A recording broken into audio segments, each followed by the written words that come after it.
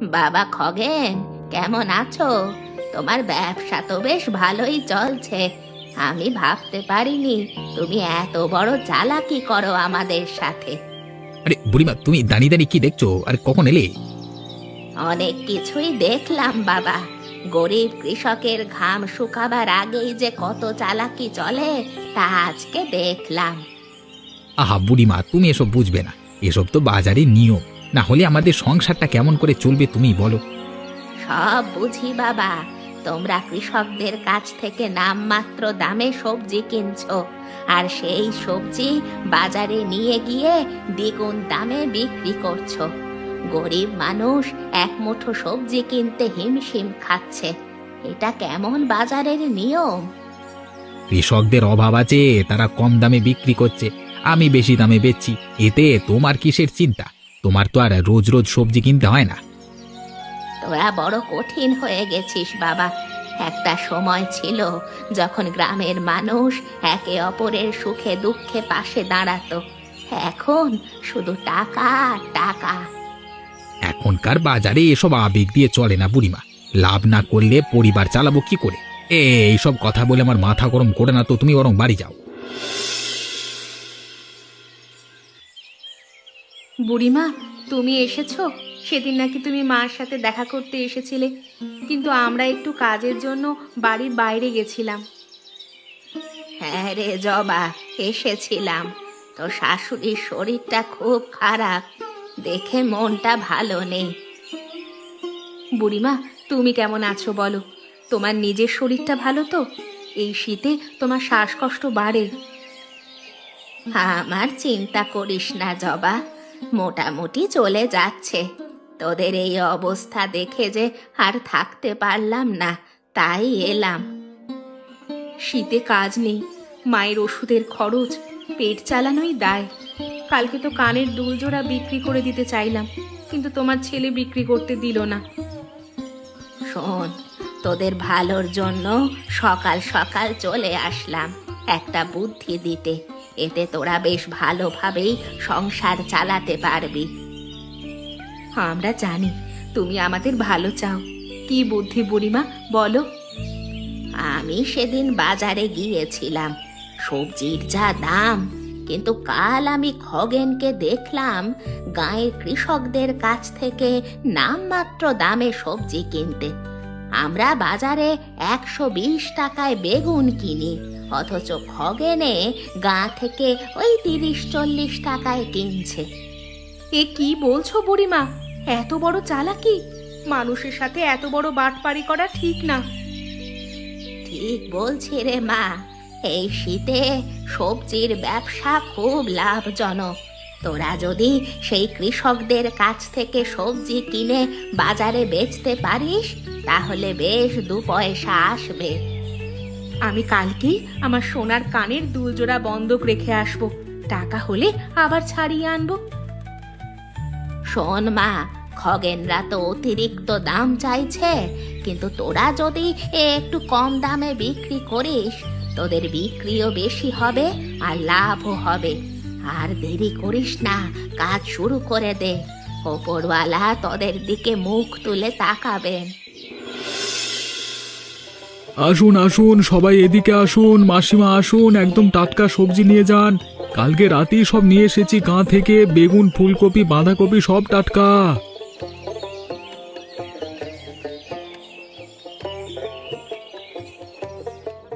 কিরে, হঠাৎ তোরা সবজির ব্যবসাতে?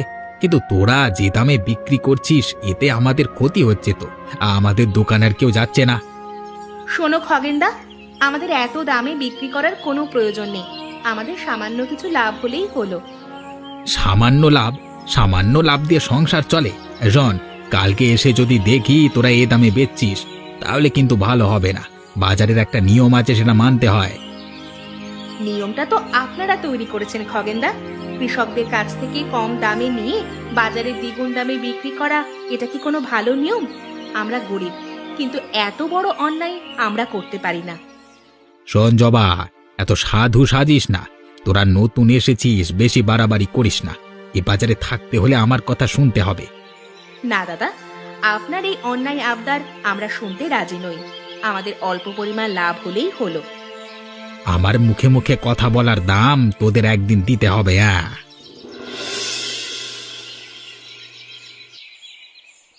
কিরে, খুব আনন্দ পাচ্ছিস তোরা? কেমন লাভ হলো তোদের? অন্যদের থেকে কম দামে বিক্রি করায় আমাদের দোকানে বেশ ভালো ভিড় হয়েছিল, লাভও ভালোই হয়েছে গো। যাক, শুনে মনটা খুব ভালো হয়ে গেল। আমি জানতাম তোরা পারবি, তোদের আশীর্বাদ করি, আরো বড় হ তোরা। কিন্তু বুড়িমা, খগেনদার সাথে যে কথা কাটাকাটি হয়েছে, তিনি আমাদের বলেছেন বাজারে থাকতে হলে তার কথা নাকি শুনতে হবে। খগেনের কথায় কান দিস না তোরা, ওর পেটে পুরনো রাগ আছে তোদের ওপর, তাই এসব বলছে। তোরা সৎ পথে ব্যবসা করছিস, কারো ক্ষতি তো করছিস না। হ্যাঁ, আমরা ওর কথায় কান দিব না। আমরা গরিব মানুষ হয়ে গরিব মানুষের দুঃখ দুর্দশা বুঝি। আমাদের অল্প পরিমাণ লাভ হলেই আমরা খুশি। জবা, কি রান্না করেছিস রে? খুব সুন্দর গন্ধ বেরিয়েছে। গন্ধে পুরো পাড়ার লোক জানতে পারবে জবা রান্না করেছে। মার খুব হাঁসের মাংস খেতে ইচ্ছে করছিল, লাভের টাকা দিয়ে বাজার করে নিয়ে এসেছি। তুমি কিন্তু খেয়ে যাবে বুড়িমা। তোর হাতের রান্নার গন্ধেই পেট অর্ধেক ভরে গেল, না খেয়ে কি আর যেতে পারি? খেয়েই যাব, তুই না বললেও। বুড়িমা, তুমি শুধু একটু আশীর্বাদ করো, দেখো আমরা একদিন সফল হব। আমরা অন্যায় পথে না, সৎ পথে সফল হতে চাই।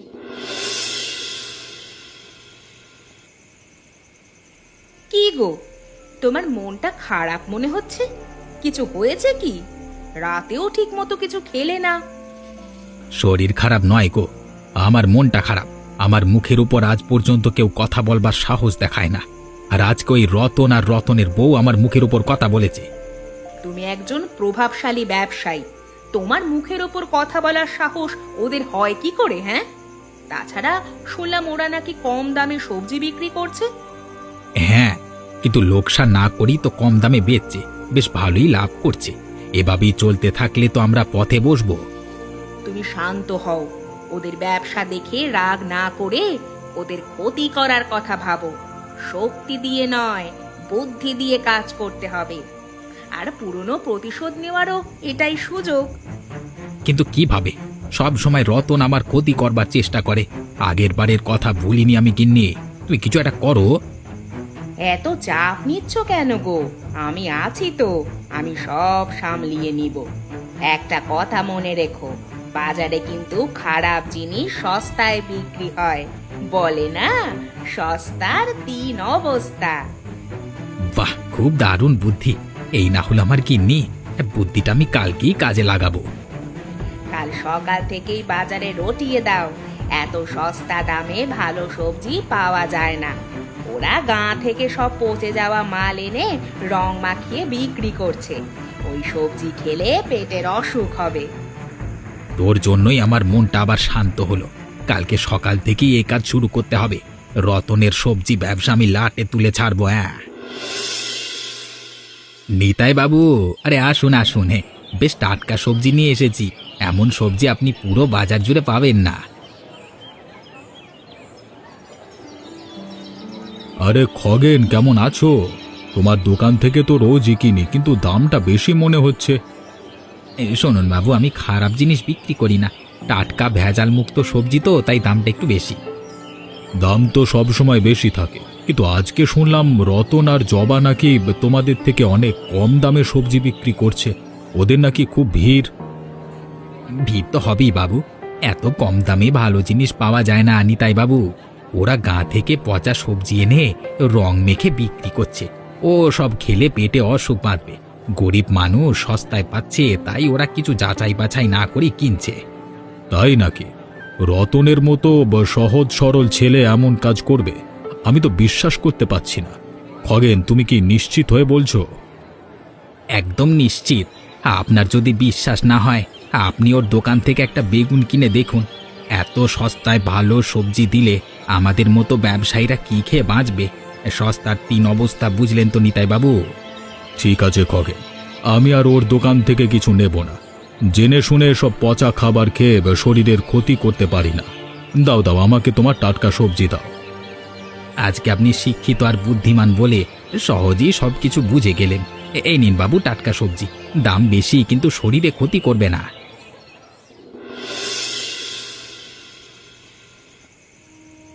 আমাদের জীবনে আর সুখ আসবে না গো। কয়দিন ভালোই লাভ হলো, আর 2 দিন থেকে কেউই আসছে না আমাদের দোকানে। জবা, এসব কিছুর মূলে খগেন রয়েছে গো। আমাদের ব্যবসাটা আর চলবে না মনে হয় গো। হ্যাঁ, আমি জানি এই সব ওই খগেনদার কাজ। ও আজ নিতাই বাবুকেও ভুল বুঝিয়ে দিয়েছে। সারা বাজারে বলে বেড়াচ্ছে আমরা নাকি পচা সবজি বিক্রি করি। কেউ একবারও আমাদের যাচাইও করলো না। সবাই খগেনদার কথা মেনে নিল, কিন্তু আমি শুনেছি নিতাই বাবু অনেক বিচক্ষণ মানুষ। তিনিও সব কি করে বিশ্বাস করলেন? হয়তো খগেনদা এত জোর দিয়েছে বলেই বিচক্ষণ নিতাই বাবুও অবিশ্বাস করতে পারেননি। আমরা তো গরিব, তাই আমাদেরকে কেউই বিশ্বাস করে না। আমি এবার কি করব বলো তো জবা? এই শীতে হাতে কোনো কাজ নেই, আর এই সামান্য ব্যবসাটাও খগেন কেড়ে নিল। সবাই কেন ভুলে যায় যে আমরা নিজেরা গরিব বলেই গরিবের কষ্ট বুঝি, তাই কম দামে সবজি বিক্রি করেছিলাম। তুমি চিন্তা করো না, হাল ছাড়লে চলবে না। আমরা তো কোনো অন্যায় করিনি। আমাদের কাজ হলো কাল সকালেও বাজারে যাওয়া এবং সবজি বিক্রি করা। যদি আমাদের সবজি সত্যিই টাটকা হয়, তবে একদিন না একদিন সবাই বুঝতে পারবে। যদি কালও কেউ না আসে, তাহলে তো সবজি পচে যাবে, আমাদের পুঁজিটুকুও শেষ হয়ে যাবে। দেখাই যাক না, তুমি আর আমি একসাথে লড়বো। আর আমি জানি নিতাই বাবুও একজন ভালো মানুষ। হয়তো তিনি আবার ফিরে এসে আমাদের সবজি যাচাই করবেন। ওপরওয়ালা হয়তো এইভাবেই আমাদের পরীক্ষা করছেন। জানি না ওপরওয়ালা আমাদের ভাগ্যে কি লিখে রেখেছেন। কেবল ভাবলাম একটু সুখের মুখ দেখব, তার আগেই সব শেষের দিকে। দেখা যাক কি হয় শেষ পর্যন্ত। উফ, সকাল সকাল গিন্নির প্যাঁচাল দিয়ে আমার দিন শুরু হয়। ভুলিয়ে গেছি টাকা আনতে। সেদিন পকেটে 100 টাকা ছিল, সবজির যা দাম। এখন এ টাকা দিয়ে কি হবে? না নিয়ে গেলেও তো আবার প্যাঁচাল শুরু হবে। নিতাই বাবু, ও নিতাই বাবু, আমাদের দোকানে আসুন, একদম টাটকা সবজি পাবেন। কিন্তু জবা, আমি শুনলাম তোমাদের দোকানের সব ভেজাল দেওয়া আর রং দেওয়া সবজি। এসব গেলে শরীরের ক্ষতি হবে তো। নিতাই বাবু, খগেনদা আপনার কানে ভুল কথা ঢেলেছে। আমরা সামান্য লাভ রেখে চলি বলেই কম দামে বিক্রি করি। আমরা গরিব বলে গরিবদের কষ্ট বুঝি, তাই বেশি দাম চাই না। ঠিক আছে, আমি একটা জিনিস পরীক্ষা করতে চাই। তোমরা তোমাদের সবজিগুলো জলে ভিজিয়ে রাখো 1 ঘন্টা। যদি সত্যি রং মিশিয়ে থাকো, তাহলে সব বোঝা যাবে। ঠিক আছে বাবু, আপনি যাচাই করুন। আমাদের মনে কোনো ভয় নেই, আমরা সৎভাবে ব্যবসা করি। বাবু, আমি এখনই সবজিগুলো ভিজিয়ে রাখছি, আপনি দেখুন কি হয়। বালতির জল তো একদম স্বচ্ছ, 1 ফোঁটাও রং লাগেনি, একদম টাটকা, কোনো রং বা ভেজালের চিহ্ন নেই। সত্যি খগেন অনেক বড় বাটপার। আমি আগেই জানতাম রতন কোনোদিন খারাপ কাজ করতে পারে না। খগেন শুধু শুধু ওর নামে বদনাম রটাচ্ছিল। রতন, জবা, আমি সত্যি তোমাদের কাছে লজ্জিত। খগেনের কথা শুনে আমি ভুল বুঝেছিলাম। আপনি যে শেষ পর্যন্ত ঠিকটা ধরতে পেরেছেন, এই জন্য আমরা আপনার কাছে কৃতজ্ঞ। শোনো সবাই, এখন থেকে আমি প্রতিদিন রতনের দোকান থেকে সবজি কিনবো। আর আমি চাই তোমরাও সবাই ওর দোকান থেকে নাও, কারণ মানুষ যদি সৎ হয়, তাকে সাহায্য করাটাই আমাদের দায়িত্ব।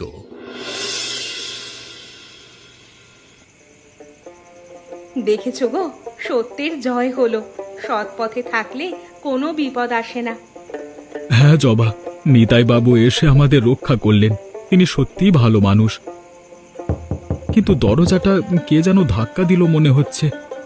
এই রাতের বেলা হঠাৎ দরজায় কে আসলো বলো তো? যাও তো দেখে এসো। এ কি খগেন দাদা, তুমি এসেছো? কোনো কি দরকার? আরে আসো আসো, ভেতরে আসো। আমাকে তোমরা ক্ষমা করে দাও, আমি নিজের ভুল বুঝতে পেরেছি, আমি অনেক বড় অন্যায় করেছি। আপনার এই অনুশোচনা দেখে আমি বড় খুশি হলাম দাদা। আমরা গরিব বলে কম দামে বিক্রি করি, যেন গরিব মানুষও সবজি কিনতে পারে। আমার ভুল হয়ে গেছে জবা, আমি তোমাদের সৎ পথে চলবার পথে বাধা দিয়েছি।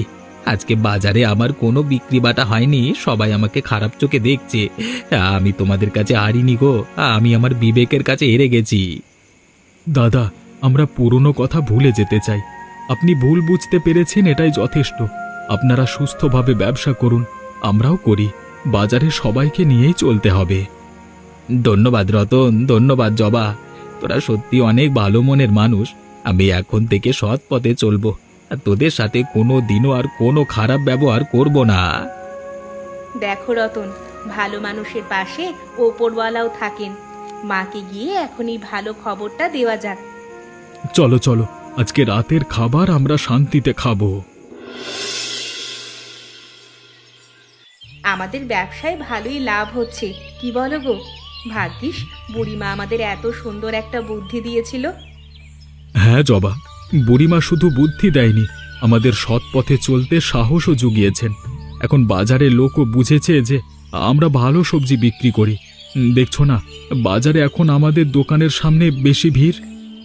শুধু ভিড় কেন গো, আমাদের দোকানে এখন সবার হাসি দেখতে পাই। গরিব মানুষগুলো স্বস্তি পাচ্ছে। এই দেখো, মায়ের জন্য সেই কানের দুল জোড়াও আমি বন্ধক থেকে ছাড়িয়ে এনেছি। জবাব, তুমি দুলটাকেও ছেড়ে এনেছো? আমি তো ভাবতেও পারিনি এত তাড়াতাড়ি আবার ওটা তোমার কানে উঠবে। হ্যাঁ শোনো গো, একটা বড় মাছ নিয়ে আসি, মা অনেকদিন হলো খেতে চাচ্ছে। হ্যাঁ হ্যাঁ, নিয়ে আসো। মাকে একটু বেশ ঝাল ঝাল করে কালিয়া বানিয়ে দেব। বড় মাছ আনবে কিন্তু। হ্যাঁ আনবো। ও, আরেকটা কথা বলতে তো ভুলেই গেছি, খগেনদা ভালো হয়ে গেছে, বেশ কম দামে এখন সবজি বিক্রি করছে। যাক, শুনে খুব ভালো লাগলো। আমাদের মতো গরিব মানুষরা এখন একটু সুখে বাজার করতে পারবে, কিছুটা স্বস্তি ফিরে আসবে বাজারে। এখন সবাই ভালো থাকলে আমাদেরও ভালো। আমি তাহলে তাড়াতাড়ি যাই, তুমি ততক্ষণে রান্নার জোগাড় করো। আজকে আমাদের সংসারে আবার আসল শান্তি ফিরে এসেছে জবা। জানো, মাও ধীরে ধীরে সুস্থ হচ্ছে। সত্যি, ওপরওয়ালা আমাদের দিকে এতদিন পরে মুখ তুলে তাকিয়েছেন, আর আমাদের পিছনে ফিরে তাকাতে হবে না। এই রকম মজার মজার গল্প পেতে এখনই চ্যানেলটি সাবস্ক্রাইব করে দিন।